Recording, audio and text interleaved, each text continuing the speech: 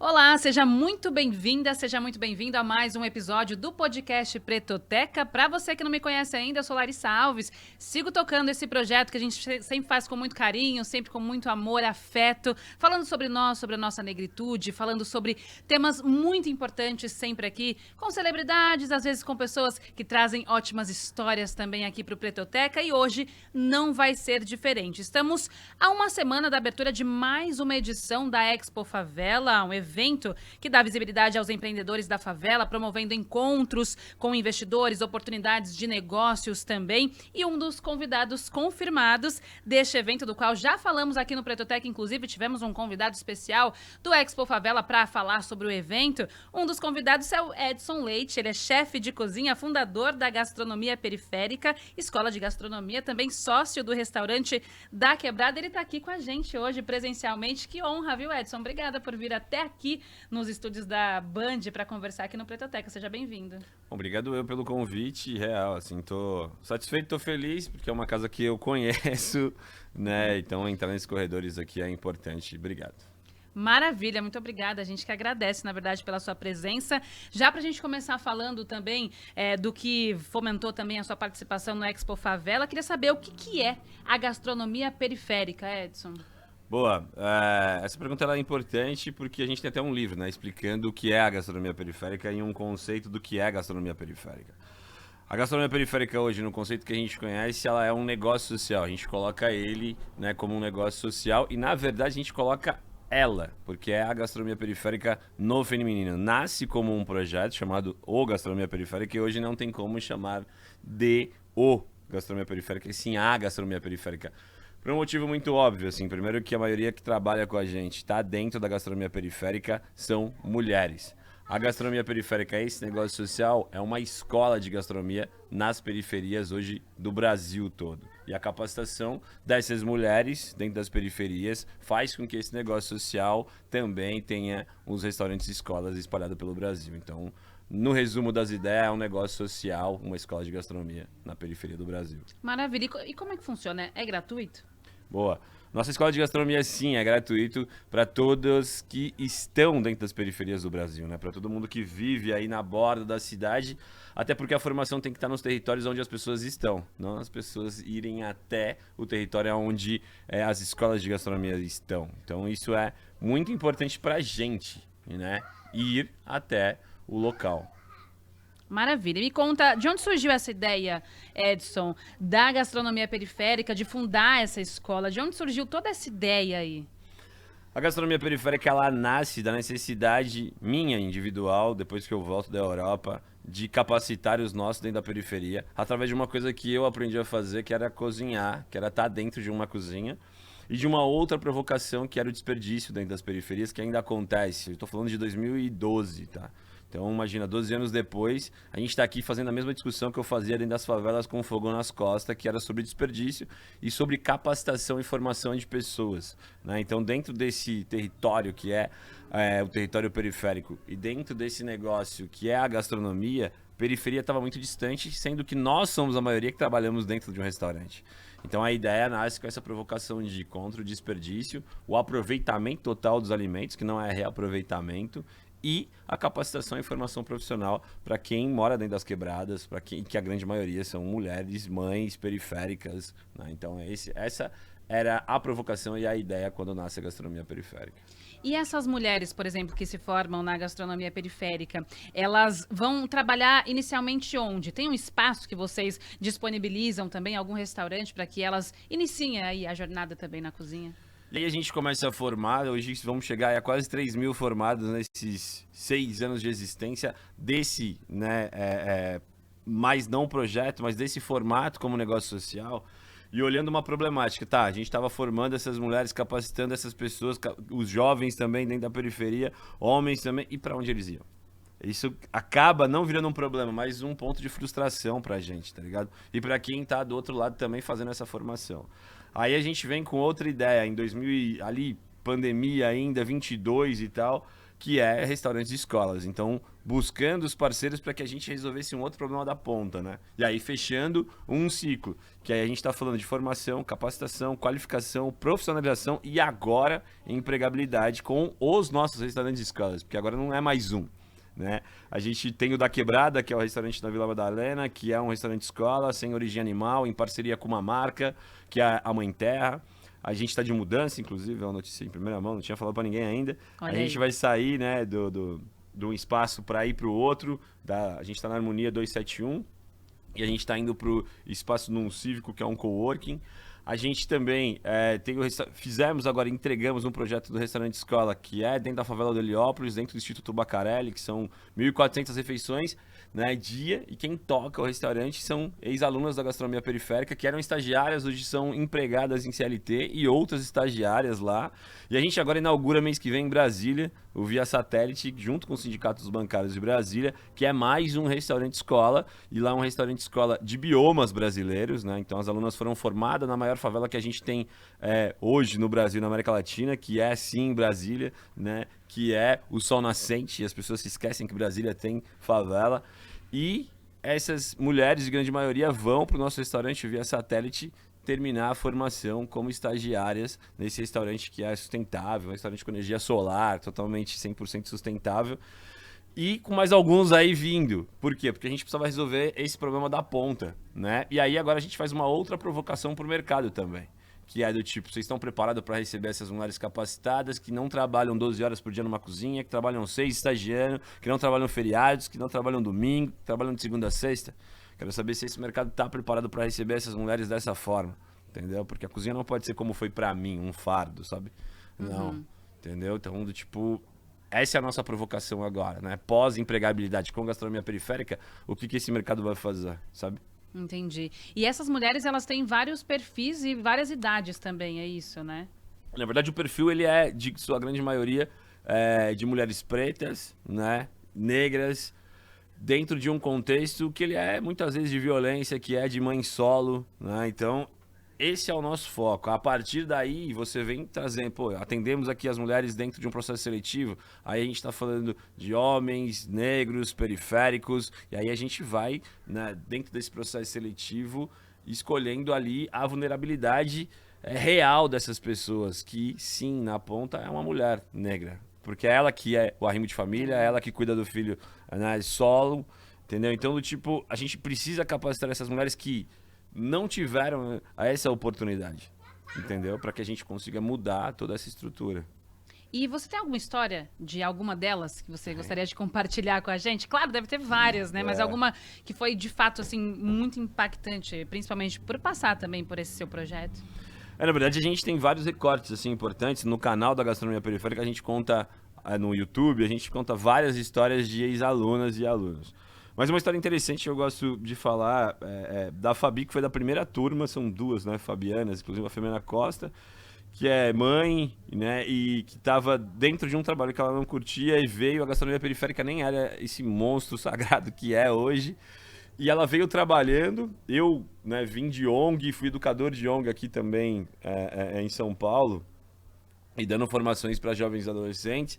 E a Fabi teve a formação com a gente, trabalhou em escolas particulares, depois como cozinheira, né? E tem um filho também, mãe solo, conseguiu capacitar o filho, enviar ele para a faculdade depois com esse trabalho, que foi encaminhamento de gastronomia periférica. E aí tem uma coisa muito espetacular, que a Fabi ocupou o meu lugar de educador na ONG, onde eu trabalhei. Nossa. Ela foi educadora Uau. depois de mim nesse lugar e nesse espaço. Legado, né, que você está deixando. Então isso é muito especial, assim, né? Então a gente pode falar da Dona Jo, ou de outras, mas eu vou falar dela também, que hoje tem um processo que ela trabalha em televisões, organizando o processo culinário. Ela foi aluna nossa durante a pandemia, quando a gente criou o curso em EAD e levava os produtos para cada aluno aqui em São Paulo e para cada professor que fizessem as aulas ao vivo numa plataforma. E ela veio, depois estagiou com a gente, hoje ela tem um negócio, né, ganhou prêmios e é nossa professora hoje de empreendedorismo dentro da escola. E tem várias outras. A gente tem a Larissa, que hoje ela entrou como estagiária, não, ela entrou como estudante, foi estagiária no Da Quebrada, no restaurante, foi monitora de aula, supervisora, e agora ela é a chefe educadora do restaurante da Quebrada. Então, a Alicia, que, pô, tem uma pancada. Porque é isso, a gente entendeu que se a gente conseguisse resolver o problema internamente primeiro, que era de formação e empregabilidade, a gente poderia provocar o mercado de uma outra forma. Né? E aí com várias empresas parceiras dizendo para todo mundo que tá assim, cara, você quer um profissional qualificado, aporta informação. Né? Tipo, a conta é muito simples. Aham. Então, se o setor gastronômico precisa de profissionais qualificados, aporta numa escola de gastronomia. Né? Se o jornalismo precisa de profissionais qualificados, aporta em escola de jornalismo. Entendeu? Porque o seu turnover é tão gigantesco que você está gastando dinheiro retreinando pessoas toda vez, entendeu? Uhum. Você fala sobre empresas parceiras, né? Quais são as dificuldades, por exemplo, que você encontrou no meio do caminho aí, principalmente para chamar a atenção desse pessoal, né? Acho que o Expo Favela ele vem também nessa ideia, né, de chamar a atenção para um público muito grandioso, né, que tem ali nas favelas, né, Edson? A gente precisa, real, provocar quem tem grana, né, de uma relação que é assim, cara, você tem o dinheiro, aqui a gente tem as pessoas para qualificar e de como que esse processo a gente consegue colocar que ele seja junto, porque ninguém nunca foi inimigo de ninguém, a gente aprendeu a não gostar de quem tem grana e quem não gostar de quem não tem, tá ligado? E a gente precisa desconstruir esse processo. Né? E num legado que é o seguinte, dizer para as empresas o quanto elas perdem de dinheiro quando você não capacita e forma uma pessoa, né, qualificada para ocupar aquele lugar. Esse é o primeiro ponto que a gente bate na tecla. A maior dificuldade que é a pergunta que você faz quando a gente vê era fazer essas empresas acreditarem que ia dar certo. E aí a gente fez em grana, tipo, com dinheiro de rescisão de contrato de trabalho para fazer uma escola de gastronomia para funcionar.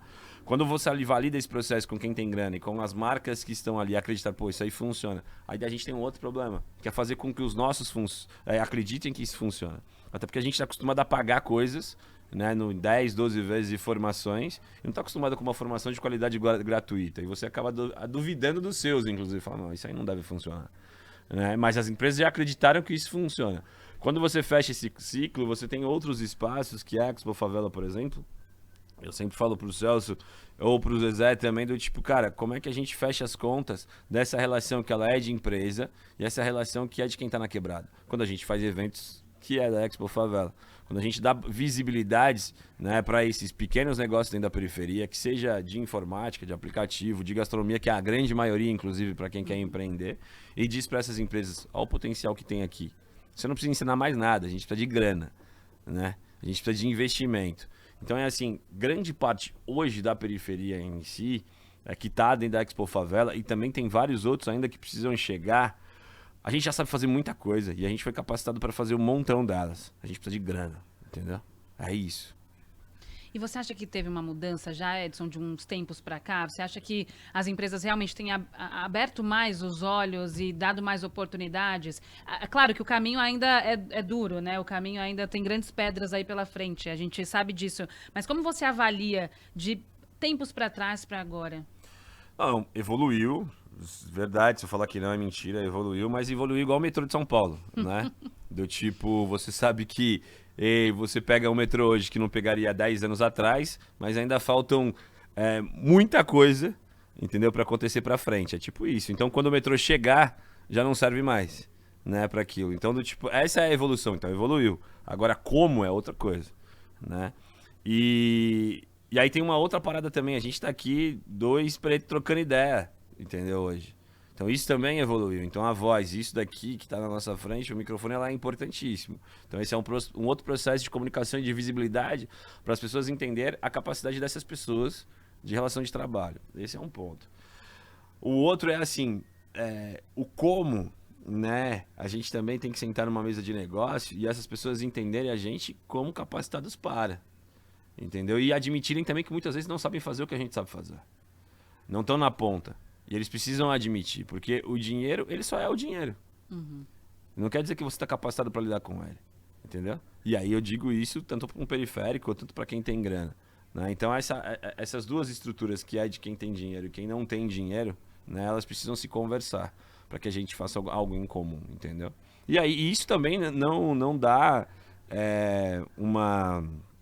uma parada que é a isenção do Estado.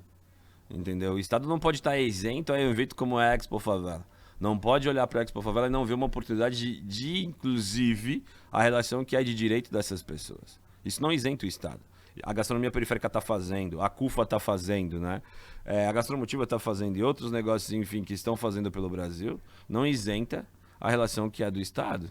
Né? E aí do Estado eu estou falando não do Estado de São Paulo, do Estado que é o real, assim, né? Um dos poderes, um dos maiores poderes que a gente tem dentro da relação dos três poderes. Então, essa provocação ela é para quem tem grana e para os negócios que são privados, mas também é para o Estado. Né? A CUFA sempre traz muito essa reflexão também, né? Dessa conexão da favela com o asfalto. Eu acho legal essa frase. Realmente é o que faz sentido, né? A gente tem que procurar esse meio, essa via. E você citou, Edson, agora há pouco também, sobre a questão do quanto é difícil, o quanto você penou já e você não queria que essas mulheres, por exemplo, penassem dentro da gastronomia. Queria ir um pouquinho para a história da sua vida. Como é que foi? Sempre foi a cozinha para você? Sempre foi a gastronomia ou não? Como é que foi esse início também seu nessa profissão? Não, a cozinha para mim nunca tinha sido uma opção na idade, sei lá, dos meus filhos, por exemplo. Nunca foi porque essa provocação e esse lugar, ele não existia, assim. Então, a gente está falando de Jardim São Luís, anos 90, onde, sei lá, a perspectiva de vida era aos 30 anos, um dos lugares mais violentos do planeta. Ali, para mim, naquele momento, a perspectiva, ou a gente se formava na escola e se capacitava para, sei lá, de repente estar em cima de uma moto ou dentro de um escritório fazendo arquivamento de alguma coisa, ou dentro de um telemarketing, ou já era. Outras opções não eram nos dadas dentro da escola ou fora da escola. Para essa molecada aqui, eu tenho 40 anos, pô. Então, tipo, imagina isso há 25 anos atrás. Né? Então, essa provocação da cozinha não existia. Eu tive contato com a cozinha, profissionalmente falando, com o McDonald's aos 16, 17, que era também um outro trabalho, uma outra capacitação. Quando eu tenho contato real com uma cozinha que eu conheço hoje, é quando eu saio do Jardim São Luís para ir para a Europa, né? Para ir para Portugal em 2006. Eu e um amigo meu, o Dico, onde a gente pega o cartão de crédito emprestado, vende produto, vende uma porrada de coisa para juntar dinheiro. Vocês foram a passeio? A gente foi porque a gente é maluco. A gente Aquela ideia sair... do jovem, vamos lá. E a gente queria sair daquele espaço sem perspectiva. Porque era isso, assim, né? Não havia perspectiva. Real. Não era uma... Tipo, sim, por isso que a cozinha nem era perspectiva. A perspectiva de vida era do tipo, eu vou morrer antes dos 30. Do tipo, era isso. E você convence um adolescente aos 14, 15 anos que é essa a perspectiva que ele tem, entendeu? E aí a gente sai. Então eu conheço a cozinha morando em Portugal, né? Lavando pratos em hotéis, depois por cozinhas de hotéis, hospitais, escola, restaurantes, navio, clube. E aí só que isso, a minha provocação da cozinha veio aos 22, aos 23 anos, que eu falei, putz, é isso que eu quero fazer. Aquilo nunca foi me apresentado. É diferente hoje sei lá, pra minha filha que tem 7, estão aqui comigo, meu filho que tem 2, você perguntar o que é um fogão, sabe? Entendeu? Se soltar minha filha aos 7, ela vai saber fazer o arroz. Não, e essa provocação não era feita. E outra, é muito louco quando você vai para um espaço, profissionalmente falando, que você não tem referência. Que chefe de cozinha que você tinha preto como referência aos 15 anos de idade, entendeu? Ou um chefe de cozinha cozinhando num programa de televisão, né? Quem? Uma escola de gastronomia formada dentro das periferias? Não tinha, cara. Então, quando você não tem referência, você se torna referência, até ser uma referência você não sabe como é, entendeu? Então aí ainda a gente bate cabeça em várias coisas, né? Porque tipo, não, vocês são referência pra gente. A gastronomia periférica que sou eu e minha sócia que é a Adélia. E, tipo, tá, mas o que é ser referência, né? Tipo, entendeu? Mas e aí, você estava na Europa, então, e começou a ter esse contato com a gastronomia, e lá mesmo você já começou a trabalhar também como chefe. Como é que foi esse processo de estudo? Teve, né? Isso é muito louco, porque eu não sou formado em gastronomia. Como vários chefes de cozinha branco aí, tá? Um montão deles. Tem muito mesmo. A maioria, inclusive, que vocês estão vendo no programa de televisão, não é formada em gastronomia, só pra vocês entenderem. Eu sou formado em serviço social, né? A minha formação acadêmica é em serviço social, mas eu passei 20 anos dentro de cozinha. Né? Então, como esse processo, foi assim, eu fui parar dentro de uma cozinha porque eu lavava pratos, eu fui cozinhar dentro de uma cozinha porque eu era cozinhoso, depois eu fui estudar sobre cozinha escondido na Escola de Hotelaria e Turismo de Lisboa, algumas coisas relacionadas à cozinha europeia, porque o professor falou, fica aí, cara. Eu era um aluno ouvinte, e ele falava, enquanto ninguém te tirar, você fica aí. E eu passei tipo 1 ano e meio, praticamente, dentro estudando e comprando livro, depois se capacitando. E a cozinha em Portugal, ela me deu a minha documentação, minha casa, meu carro, condições para eu levar minha mãe de férias, meu irmão. Então a cozinha na Europa, eu devo muito a ela, né? A cozinha na Europa em si, porque esse processo depois fez com que eu fosse ler, estudar. E eu sou autodidata em várias paradas. Tem uma matéria muito boa, inclusive, do Jeff, né, que na Folha de São Paulo, há 2 anos atrás, que a gente foi finalista do plano de empreendedorismo, que ele coloca a manchete, né? Chefe autodidata, né, muda a perspectiva dentro da periferia. E é real, e eu não tinha essa noção que eu era autodidata. Eu nunca nem sabia direito o que era isso. E é real, assim, do tipo, eu sou o cara que se eu pegar para estudar física quântica, eu vou estudar física quântica, entendeu? Sozinho.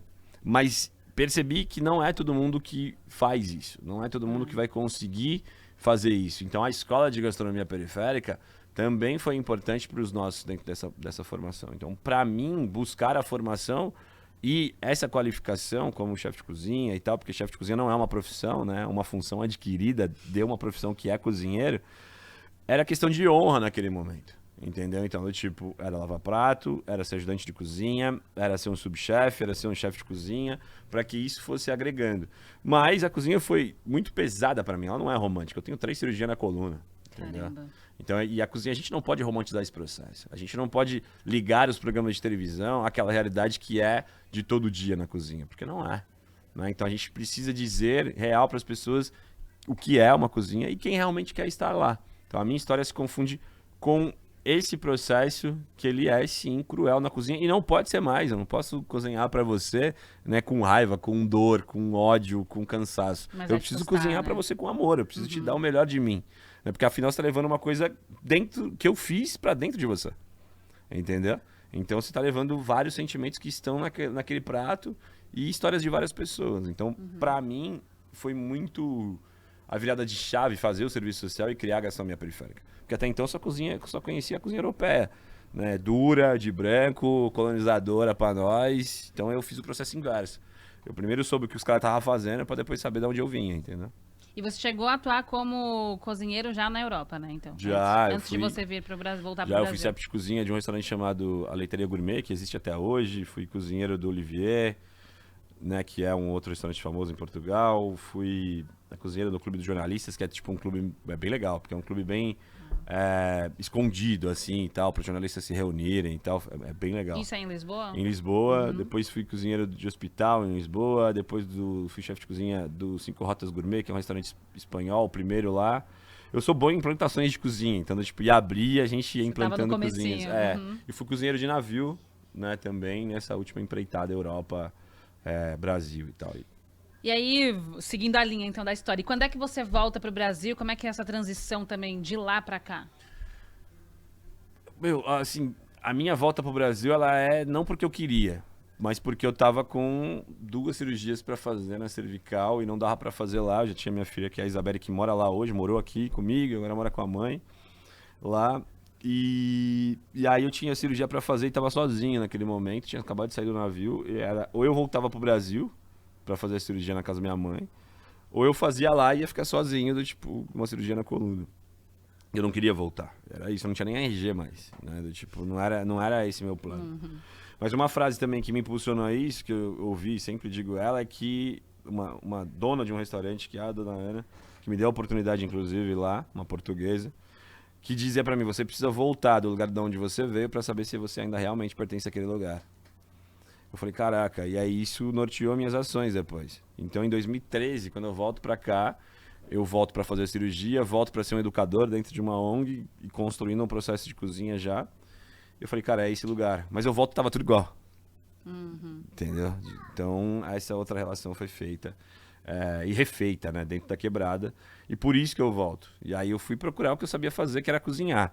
E aí tem uma história muito engraçada e interessante, que aí eu descobri o FIES, né, em 2013. Eu falei, caraca, eu preciso estudar e eu vou estudar aqui. Aí eu estudar assim... academicamente, pegar um certificado, fazer uma paradinha que é aquilo que todo favelado quer, né, mano? Do, tipo, pendurar um certificado na parede, ser o primeiro, não sei o que. E é tipo esse rolê. Primeiro da família, é isso, né? E aí eu fui procurar hotelaria, porque não tinha gastronomia no FIES naquela altura. E aí não tinha vaga. E aí eu fui parar em, tipo, sei lá, era ciência da computação numa parada. E aí vi outra coisa que era serviço social. Eu falei, putz, eu acho que eu vou fazer esse negócio aí, mano. Não sabia nem o que era. E eu não sabia real que era. Aí, ciências, aí fiz uma aula de ciência da computação pra entender. Eu falei, putz, não é isso. E aí fui no serviço social. Aí no primeiro mês, e meus professores são monstrão. Hoje são assistentes sociais de hospitais públicos, vereadores muito importantes na cena de São Paulo, economistas de plano real. Meus professores eram muito bons. E aí nos primeiros 6 meses eu falei, é isso, mano. A relação de gastronomia com a relação de direito. No entanto que quando eu conheço a Adélia, que é minha sócia, e ela era minha coordenadora de juventude, ela foi minha chefe, né? Ela falou assim, ó, jamais vi um chefe de cozinha e um assistente social na mesma pessoa. Eu falei, então isso é um diferencial para que as coisas aconteçam dentro da periferia do que a gente precisa. E então, essa minha volta pro Brasil me faz isso. E aí, para ganhar a grana em si, ainda montei outras cozinhas aqui e tal. Fui chefe de cozinha de alguns restaurantes, do Clube Pinheiros. Trabalhei em alguns lugares ainda no Brasil e restaurantes aqui. Que eu... não é que eu não recomendo, mas eu acho que não deve acontecer como aconteceu comigo, entendeu? Tipo, é isso. Esse é o processo. Não é que eu não recomendo que as pessoas não sejam cozinheiros, pelo contrário. As pessoas precisam cozinhar. Você fala sobre essa questão do ódio, da raiva, de processos assim também, que a cozinha não é romantizada.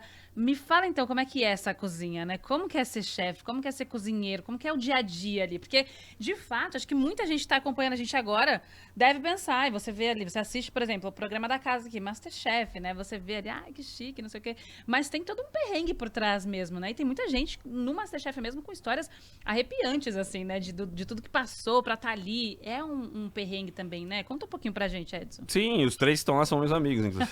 O Jacan, já trabalhamos junto aqui na casa, na minha receita. Né? A Helena também já recebeu alunos nossos, né, dentro do restaurante. O Fogaça também já gravamos junto, tá ali. Mas a gente precisa falar sobre o processo que que não aparece, né? Que é de quem tá por trás dentro de uma cozinha, que é a pessoa que sai lá do Jardim Ângela, né, às 5 horas da manhã, pra estar nos Jardins, ou pra estar no centro, ou pra estar no Brooklyn, às 8, às 7, pra começar a cozinhar e servir ao meio-dia. Né? Depois volta pra casa às 6 da tarde, pega mais 2 horas de trânsito. Só no transporte já ficou 4. Aí como é que você chega na sua casa pra cuidar dos seus? Né? Do seu filho, pra cuidar de si mesmo? Você não quer nem fazer comida, né, em casa, cara. já começa aí, Não, né? então essa entrega ela não pode se acontecer melhor pra quem tá fora e pior pra quem tá dentro. Né? Então a gente precisa falar disso. Como que a gente consegue dar dignidade a essas pessoas, sabe? A trabalhar com dignidade. Porque a cozinha é igual a isso. A gente não pode romantizar o processo que ele é interno. A gente precisa entender ferramentas e caminhos para que ele seja mais suave. Né? Para a grande maioria, como a gente já falou aqui. Que são mulheres periféricas, né? Homens periféricas, arrimo de família. Então a gente precisa entender como que a gente consegue ir discutindo isso com a Associação Nacional de Restaurante, a Abracel, né? Porque, cara...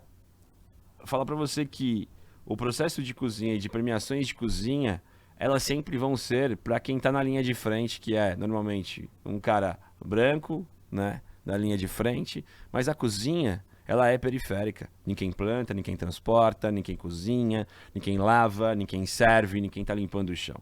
Ela é periférica. Então, a gente precisa entender que glamorizar esse processo como um todo é pra uma pessoa, não pra uma equipe que tá ali atrás. Agora, como é que a gente dá dignidade para essas pessoas para que isso seja feito em conjunto? É como um time de futebol, mano. Entendeu? O malandro pode ser o melhor que for, o atacante melhor que for, mas tem 10 lá atrás antes dele. Entendeu? Inclusive, se o goleiro não for bom, você toma gol. Sabe? É um time a parada. E a gente precisa reconhecer a cozinha como um time. Entendeu? Porque todo chefe de cozinha tem que ter sido um cozinheiro, mas nem todo cozinheiro vai ser o chefe de cozinha. E a última coisa que um chefe de cozinha vai fazer é cozinhar. Entendeu? Ele vai cuidar de processo, vai cuidar de escala de trabalho, ele vai cuidar de estudo, vai cuidar de fornecedor, ele vai cuidar da cerâmica, ele vai cuidar da estrutura do restaurante, ele vai cuidar das relações que estão no restaurante. Entendeu? A última coisa que o chefe de cozinha vai fazer é cozinhar. Entendeu? Então a gente precisa falar sobre isso. Isso é interessante trazer, né? Porque, pô, acho que fica aquela coisa na cabeça. O chefe de cozinha, não, ele é o que brilha lá na cozinha, faz tudo, mas realmente tem todo um serviço quase praticamente administrativo, né, pro chefe de cozinha, o que deixa realmente, sai um pouco do glamour, né, de só ficar ali cozinhando também, né? Não que seja um glamour também ficar cozinhando o tempo inteiro, né? Mas também são várias outras atribuições. E Edson, toda essa história você conta no seu livro, por exemplo. Como é que é esse livro? De onde surgiu também a vontade de escrever sobre todo esse processo e do porquê criar a cozinha periférica, né? Bom, A gastronomia periférica, na verdade. que também que é a cozinha, porque toda cozinha ela é periférica, eu sempre brinco. Que toda cozinha no Brasil ela é periférica, até porque se você for pra França e perguntar onde tem comida brasileira, os caras vão falar no Brasil. Entendeu? E aí aonde quem cozinha periférica, em todas as cozinhas do Brasil tem periféricos e produtos periféricos dentro delas. É verdade. Uhum. Mas o livro, a história é importante. O livro, a história ainda... A gente vai para um 2, aí estamos preparando porque é o seguinte, a história do porquê criar a gastronomia periférica, ela foi escrita em 2019, né, 18 e 19, né, que é onde, quando o livro é lançado, é um livro finalista do Jabuti, um livro que ganha o Gourmand na China, que o Gourmand é tipo o Oscar dos livros de gastronomia e ganha na categoria de pessoas, né, a gente não pôde receber porque depois veio a pandemia, né, 2020, Nossa. Mas a gente tem o selo do Gourmand ali, um livro premiado, que a história dele foi o seguinte, eu gravei em 2017 a Fátima Bernardes para falar das oficinas de gastronomia. E aí tinha um ano assistindo numa padaria X, que trabalhava numa editora que é a Inova. Esse cara manda mensagem no Facebook, falando, irmão, eu queria falar com você, trabalho numa editora X e tal, sou o Arturo, tenho um projeto. Aí o Arturo me manda, a gente marca, eu falei, mano, encosta na quebrada pra gente entender. Ele falou, mano, tem essa ideia aqui de um livro, a sua história e tal, né? Eu falei, cara, eu acho que tem que ser além de um livro de receita. Esse livro precisa contar a história e receitas. Então esse livro conta a história, a minha história, a história da gastronomia periférica, a história dos projetos de gastronomia periférica e tem 65 receitas. Caramba. Então a gente fez um livro... combo. De um combo e com fotos profissionais do Cristiano, que é Zica, que já fez a maioria dos livros de gastronomia. A gente tem o Bonga, que faz as ilustrações, é um livro de grafite, então tem grafite também nele. A gente tem as cerâmicas das mulheres do Baluarte, que fizeram as cerâmicas à mão e fazem lá do Riacho Grande. A gente tem outros artistas que participam, grafiteiros, que é o Zizi, que é um outro parceiro também. Cara, a gente tem, nesse livro, muita gente ali, e a entrega dele é muito espetacular. Então, ele é um livro que até hoje, assim, do tipo, ele é atemporal. Você vai pegar ele e vai falar, a gastronomia periférica entendi a partir daqui e vai ficar curioso para saber o que vem depois. Mas nasceu nessa provocação desse parceiro, que depois a gente conseguiu uma grana para bancar o livro. Então, é um livro de capa dura, colorido, bonitão, que foi com a Souvenir naquela altura, e a Souvenir bancou o livro, sem lei nenhuma, falou, não, esse dinheiro a gente vai colocar no livro, e distribuiu para todos os funcionários da Souvenir. E esse livro é um marco da gastronomia periférica, né? Hoje a gente tem alguns ainda rodando e tal, e aí, como o controle total é da editora e é meu, eu dou livro. Eu não vendo, os caras ficam bravos. É difícil, né?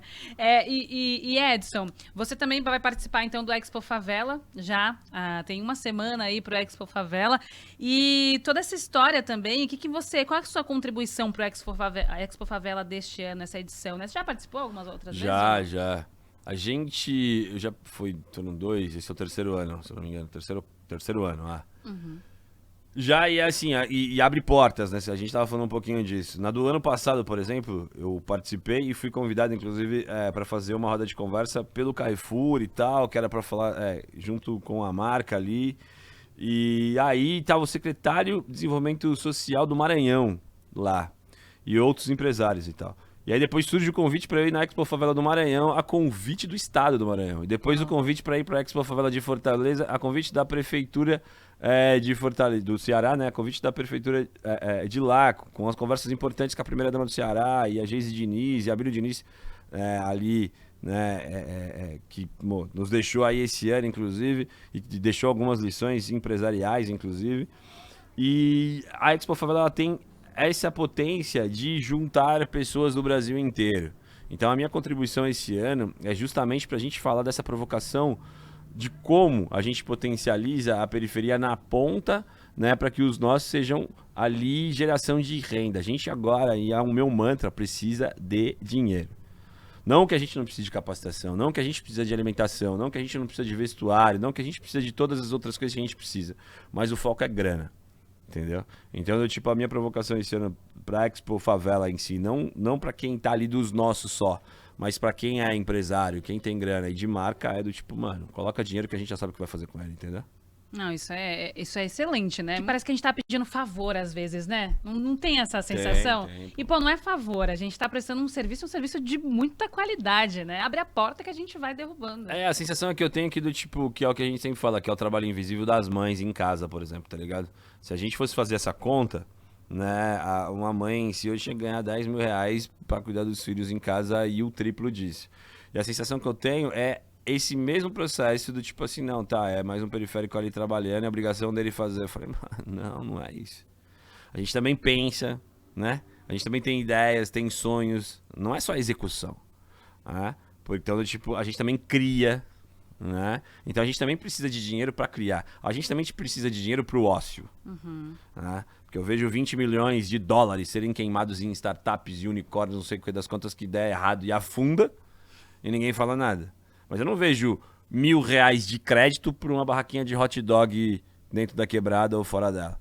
Você não consegue nem sacar R$ 1.000 hoje no banco público, entendeu? Nem pedir R$ 1.000 de crédito, sabe? Então, do tipo, de como que é a potência desse dinheiro e dessas pessoas se juntam, sabe? Exatamente. Então, eu vejo muito dinheiro sendo queimado, né? E não sendo depositado nessas pessoas. Exato, e essas pessoas precisam de dinheiro e dinheiro, aquele dinheiro que realmente vale a pena, vale todo o esforço, vale todo o trabalho, vale todo o perrengue, né? Porque eu falo sobre essa relação que às vezes parece que a gente tá prestando um favor, porque acho que em muitas áreas, né, tem muito isso. A gente chega numa sensação de que você tá sendo muito grato, né? Ai, vamos pela gratidão. Ai, me deu uma oportunidade aqui. Não, imagina, eu vim Divulga ali seu da trabalho. periferia. Exatamente, eu vim ali da periferia, pô, saí do nada, agora... Não, ó, eu te ofereço só isso aqui, tá bom, né? Eu já tô te dando a oportunidade. Cara, não é isso, né? Não, Acho que...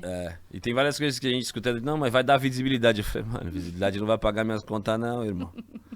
E não, vai ser bom pra você. Eu falei, bom pra você, eu consegui levar meus filhos, tipo, no final de semana pra comer fora, trocar ideia. Bom pra mim é fazer yoga, entendeu?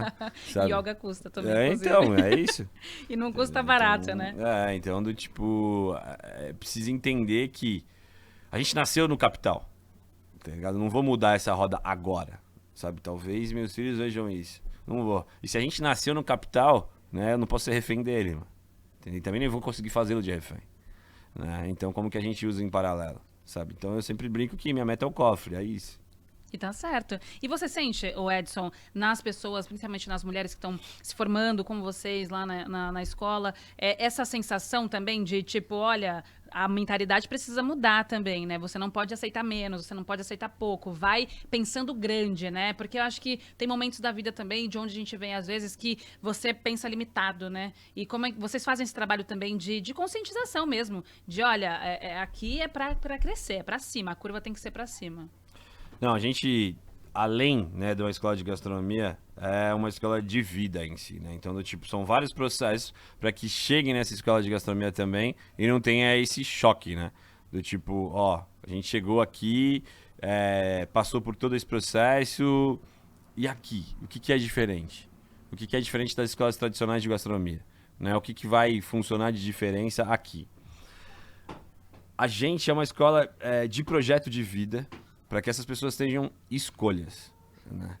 Quando retira a escolha, que é o que fizeram, por exemplo, com a minha adolescência em si, e dessa relação que ela é de emprego, aquela relação que ela é de trabalho e formação em vida. Não tinha muita escolha. Então, quando você retira a escolha de alguém, você retira muitas coisas. Então, o que a gastronomia periférica faz é assim, dentro da área de gastronomia, você pode escolher inclusive, ser fotógrafo de gastronomia. Né? Você pode escolher social media de gastronomia. Você pode escolher ser um sommelier, um barista, entendeu? Um atendente, um caixa. Você não é ser seu cozinheiro. Então, do tipo, dentro dessa área são várias coisas, né? Maravilha. E Edson, você é muito atuante também nas redes sociais, por exemplo. Deixa. Deixa ele vir, deixa ele vir. Vem cá, o Edson veio pro podcast aqui com os babies dele, ó. O Aruan, né? Aruan, que é um nome lindo, tá aqui com a gente também. Vem, pode pegar ele, Edson. Aqui a gente tá tudo em casa, tudo em casa. Tá com a irmãzinha também. Aruan, tá tranquilo agora? Deixa ele, quer ficar com o pai, né? E aqui no Pretoteca a gente não tem isso não, viu? A gente vai com todo mundo, os convidados aqui com a gente já vai, ó, tamo em casa, viu? Tamo em casa.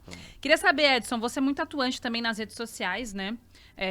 você tem bastante seguidores, também atua lá, tem posts e fala sobre diversas coisas. Como você enxerga hoje, principalmente a importância das redes sociais para esse meio, né? Para divulgar, para crescer, para realmente engrandecer também os trabalhos, principalmente das pessoas que estão aí no corre, né?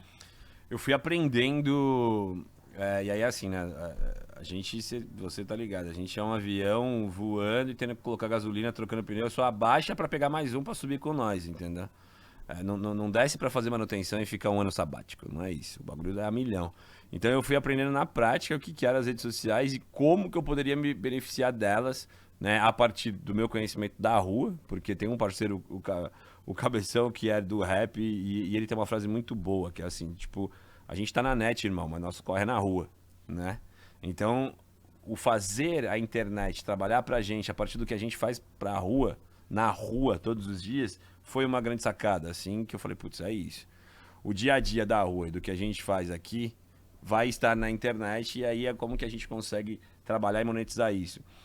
E aí eu fui estudando, hoje a gente tem, já tive várias equipes, eram 7 pessoas dentro das redes sociais pra gente montar a estratégia. Hoje já chegaram a ser, depois 5, depois 3, depois todas as redes. Hoje a gente tem a Thay, que faz as minhas redes, depois a gente tem uma outra equipe que faz da gastronomia periférica, né? E aí, dentro da minha rede tem a Thay, ela entendeu qual que é. E aí a gente tá falando do TikTok, né? A gente tá falando do LinkedIn, do Instagram, né? Não, hoje menos do X lá, que eu não vou lá, né? E do YouTube. Aí eu fui entendendo como era importante. Aí fui aprender como que monetizar isso. Então eu fui estudar as redes sociais para monetizar, não a partir de seguidores, mas a partir de competência, de know-how para a marca, de como que associar uma imagem que é do Edson, do cara que é da gastronomia, que é empresário, chancela uma marca. Entendeu? Até porque o que eu faço é só eu que faço. Entendeu? Então, tipo, se eu tivesse 50 milhões de pessoas dentro da rede social, hoje eu teria 50 milhões de problemas. Né?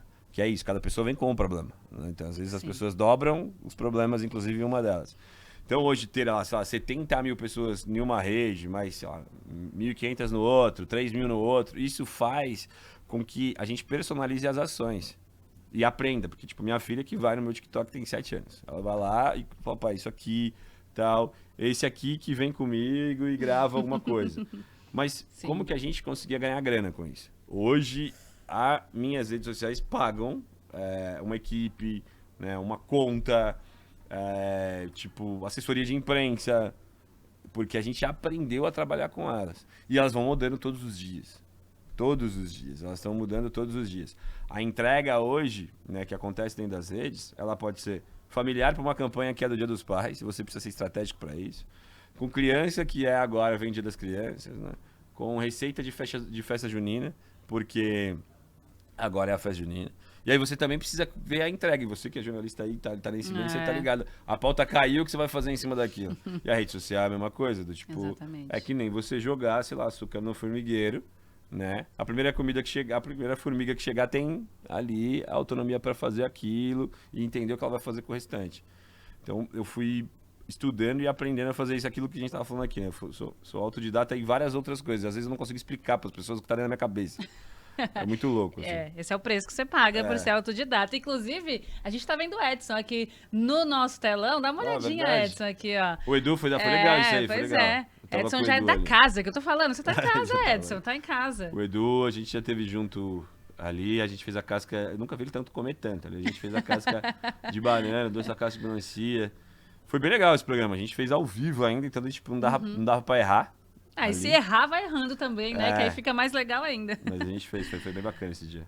É isso. Edu, eu queria, já pra gente começar a encerrar, que você deixasse uma mensagem aí também pra quem tá nos acompanhando, tá nesse corre também, pensa em ser chefe, cozinheiro, ou mais, né? Pensa em várias coisas e vê essa impossibilidade. Às vezes a pessoa da favela realmente tá vendo muitas impossibilidades. Acho que vai ser muita coisa do que você vai dizer também ali no Expo Favela, mas queria que você deixasse uma mensagem aí pras pessoas que estão assistindo a gente e ouvindo no Spotify também.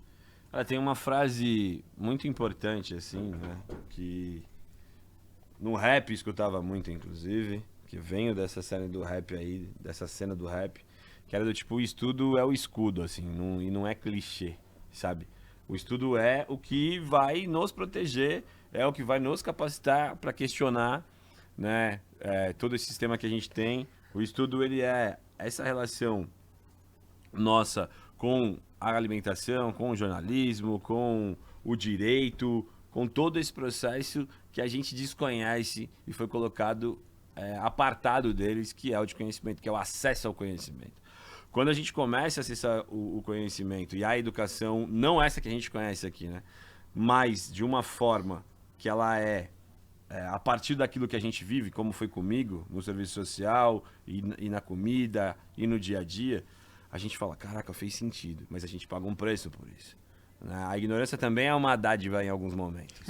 Entendeu? Então, tipo, a gente precisa se capacitar, precisa estudar política, né? Precisa entender o que está acontecendo no nosso país. A gente precisa estudar a educação, a gente precisa de educação financeira. Então, a dica e o que se traz aí para as pessoas, a gente precisa se capacitar. E a gastronomia periférica é uma porta para isso também. E é uma porta de aço, de um boteco dentro da quebrada, onde você entra e vai achar que vai beber e você vai ter conhecimento. É isso, a gastronomia periférica é esse processo de conhecimento para os nossos. E de graça, porque a gente já pagou o preço muito alto há muitos anos. E precisa ser para os nossos de graça. Maravilha, muito lindo realmente te ouvir e ouvir toda a sua história, uma trajetória incrível. Queria te agradecer demais. Edson Leite participou aqui com a gente. Ele tá com Aruan, pequeno Aruan, no colinho. A Manu tá ali deitadinha também. Ele veio com os filhos para participar aqui do nosso Pretoteca. Edson, obrigada Foi uma honra mesmo te receber aqui. Muito bom mesmo. Obrigada por vir presencialmente, inclusive, hein? Aruan, brigadão, viu? Lindeza. E obrigada a você também que participou aqui com a gente no Pretoteca. Sabe sempre que às sextas-feiras, 7h30 da noite, temos mais Pretoteca. Então a gente se encontra na próxima semana no YouTube e também no Spotify da Band News FM. Se quiser rever outros episódios, entra lá na nossa playlist no YouTube e no Spotify que você consegue acompanhar tudo, inclusive a pessoa que a gente recebeu aqui sobre o Expo Favela, falando sobre esse evento que Edson Leite estará no próximo fim de semana, na verdade. Então você acompanha tudo lá. Brigadão, viu?